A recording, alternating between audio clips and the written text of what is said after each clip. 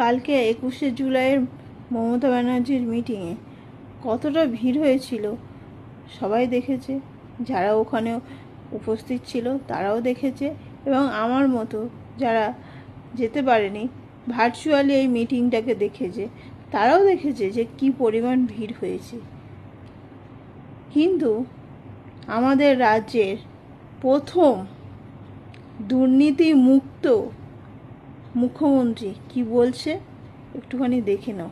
বড় বড় কথা শুনেছি, 2500 লোক নিয়ে বড় বড় কথা।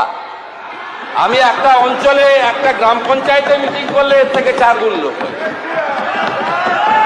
কি বললেন শুনেছ? উনি বলছেন 2500 লোক নিয়ে বড় বড় কথা, মানে কালকের মিটিংয়ে 2500 লোক হয়েছিল। এছাড়া বলছেন উনি যদি একটা গ্রাম পঞ্চায়েতের মিটিং করেন তাহলে এর থেকে বেশি লোক হয়। আমার মনে হয় মাননীয় মুখ্যমন্ত্রীর চোখে কোনো সমস্যা হয়েছে। প্লিজ আপনি চোখটাকে দেখিয়ে নিন।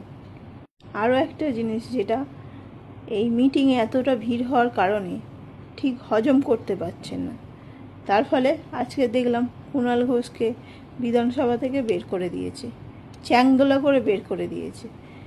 ওদিকে কল্যাণ বন্দ্যোপাধ্যায়কেও সংসদ থেকে সাসপেন্ড করে দিয়েছে।